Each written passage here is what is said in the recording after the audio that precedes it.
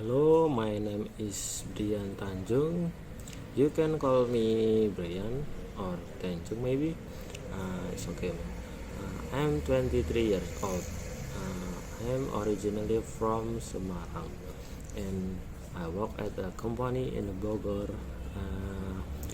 I work and have worked for 4 years. Uh, well, maybe that's just little introduction from me.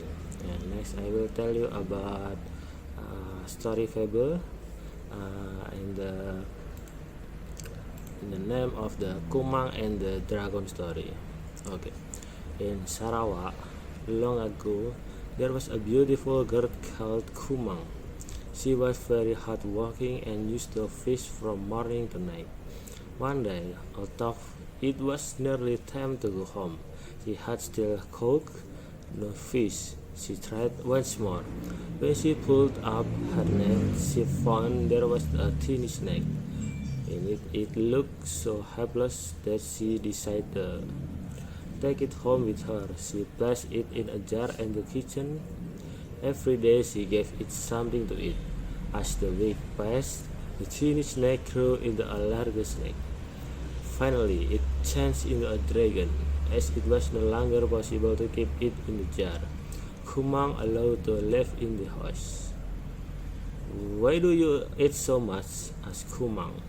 The dragon did not answer but only breathed the fire from his mouth. "I've sold everything to buy food for you." This was true. Kumang had sold all the valuable old Chinese jars which she kept in the house, as well as jewelry, clothes, and furniture. She had nothing left to sell. She wondered how she would be able to pay the dragon any more food. Suddenly, the dragon spoke. Kumang sat up. She had never heard the dragon speak before. "How big is your heart?" She thought it was a strange question. "It's in only the size of my leaf," she answered. The next day, the dragon asked her the same question and received the same reply. Suddenly, the dragon said, "I haven't had anything to eat for several days. I cannot wait any longer. I'm so hungry. I must eat your heart." Kumang almost fainted. She lived alone. She did not know what to do. "Well," she said, "if you want to eat my heart, I shall have to give it to you.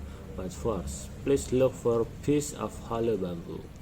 Then place my heart in it together with some rice and cook it over fire. It will taste much better like that." As soon the dragon had left the house, Kumang said to her dog, "When the dragon returns, tell him I have gone out for a walk and won't be back for an hour or so."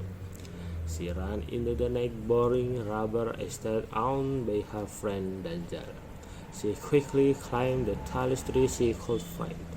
She sat on the highest branch and poured a bottle of cooking ale down the trunk of the tree. Not long afterward, the dragon returned home with the bamboo. He had been running and was out of the breath. He was angry when he heard what the Kumang's dog said. However, his son followed Kumang's footprint to the tall tree where she was hiding. He tried to climb the tree, but it was too slippery. He decided at the bottom of the tree. She can't stay up there forever, he thought. Just but a time, Danjal's friend Juara visited the estate. He heard a small voice calling out to him from the top of the tree. "Please to Danjal to set a fire to the estate. The trees are old and dry. Next year, he can plant some young trees." Then he heard another sound much deeper and very fierce. "Don't do anything of the sort. If Dajjal sets to fire to the trees, he'll cause himself a lot of trouble and lose all of his money." Juara was frightened. He had never heard a voice like this before. One sounded like a fairy and the other like an evil spirit. He ran to Danjal's house. "What's wrong?" asked Danjal.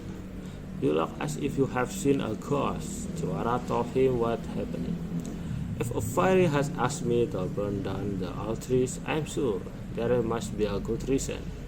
I always obey what the fairies tell me." So they set the fire to the trees. When they walked around the estate the next day, there were only burned and blackened the tree trunks to be seen. They became tired and sat down to rest one in one of the tree trunks. Danjal took out his jungle knife to cut open a coconut he was carrying. As he went out the tree, the coconut just inside. In doing so, he cut the trunk of the tree. He was surprised to see that some blood started to come out from the cut. "What is this?" he called out in fright. He soon found out that it was not a tree trunk, all but the dragon was dead in the fire. Danjal then saw a strange-looking fish sitting on the top branch of the tree which was still standing. "Oh, strange!" he cried. "A single fruit! I wonder why it was not burned in the fire." Juara tried to climb in the tree. It was difficult as the tree was covered in oil and very slippery. At last, they got the fruit and took it home. "I've never seen a fruit like this before," said Danjal. "It's so soft and pink." He placed on his bed while Juara and he had a dinner. While they were eating their dinner, they heard someone singing a sweet song in the bedroom. They crept in. There was strange golden light coming from the fruit on the bed. "Close your eyes," said a small, timid voice, "and count to 20. They did as they were told. When they opened their eyes again, the fruit had split into two, and Kumang was sitting on the bed smiling at them. "Don't be afraid," she said. "Let me tell you what happened." After she has finished, Danjai said to her, You are really very lucky. It must have been a terrible nightmare for you. Anyway, now the wicked dragon is dead and won't cause you any more trouble. But I don't think you should left alone again. Why don't you become my wife and live here with me?" After a while, Kumak agreed to marry the child and they left together happily ever after.